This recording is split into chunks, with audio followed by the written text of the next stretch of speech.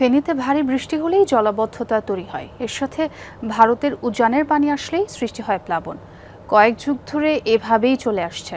বর্ষা মৌসুমে পানিতে তলিয়ে যায় ফুলগাজী ও পরশুরাম উপজেলা। 2024 সাল থেকে শুধু ভয়াবহ বন্যা দেখা যায় পুরো জেলায়।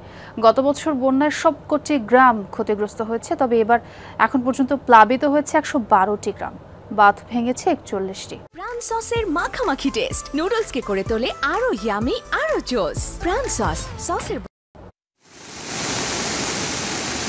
উজানে বৃষ্টি হলে এভাবেই ক্ষিপ্র গতিতে পানি ঢোকে ফেনীতে। এমন চিত্র বহু বছর ধরেই, জন্মের পর থেকে এমনটাই দেখে আসছেন প্রবীণরাও। বারবার বগান থেকে আমাদের কৃষকের যে ক্ষতি হয়, এটা পুরো এই যে 11 মাস আগে একবার হয়েছে, আবার এখন হয়েছে। তারপরে আমরা কৃষক কি করে বাঁচে? যতগুলো কাজ হয়েছে দুর্বল কাজ, একদম অল্প ছাপানো কিছু মাটি দিয়ে কোন রকম এরা বয়ে যায়। যত যাই কিছু করুক না কেন, কৃষক সর্বশেষ কৃষকে দুঃখী।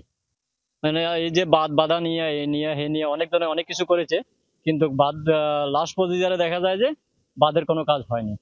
এই ঘরটি ফুলগাজীর বিধবা সুজন বিয়ার। বানের পানি আপন ঠিকানা ছেড়ে পাঠিয়েছে পরের বাড়িতে। বন্যার দিনগুলোতে রাত পোহালে এসে চেয়ে চেয়ে দেখে। একই অবস্থা ছাগলনাইয়ার রিকশা চালক ইয়াকুবেরও। 6 দিন পরও পানি নামেনি, আশ্রয় এখন অন্যের বাড়িতে। আমার ঘরে হ্যাঁ খানি, আমরা ঘরে ঢুকতে পারি না, আমি বাবা অভাবী মানুষ। বাড়ির ভিতরে এখনো পানি আছে, পিছনে পানি, চুলাটু পানিতে আছে, এ পর্যন্ত পানি এখনো, সামনের রুমে পানি আছে। আন্তর্জাতিক নদী আইন না মানায় পার্শ্ববর্তী দেশের আগ্রাসনের শিকার ফেনী জেলা। এতে ক্ষতিগ্রস্ত বেশিরভাগ শিক্ষা প্রতিষ্ঠান। ঘরবাড়ি আর ফসলের ক্ষতি তো আছেই। স্কুলে ছাত্ররা আসেন না, তারা আসি ঘুরি চলে যাচ্ছে।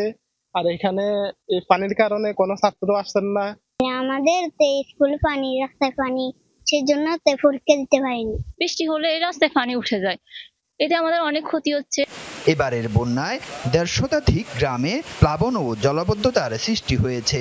মুহুরী, কহুয়া ও সিলোনিয়া নদীর 1/2 শতাধিক স্থানে ভাঙন ও ফাটল দেখা দিয়েছে। এখনো ক্ষয়ক্ষতির পরিমাণ নিরূপণ করা যায়নি। আমাদের চূড়ান্ত ক্ষয়ক্ষতির নিরূপণের জন্য আমরা কাজ করছি। প্রাথমিকভাবে আমরা যেটি জানতে পেরেছি, আমাদের বেশ কিছু ঘরবাড়ি আংশিক বা সম্পূর্ণভাবে ক্ষতিগ্রস্ত হয়েছে।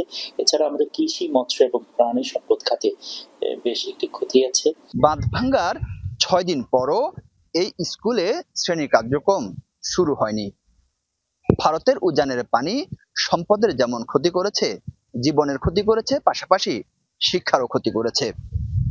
এটি থেকে স্থায়ী পরিত্রাণ চায় এখানকার বাসিন্দারা।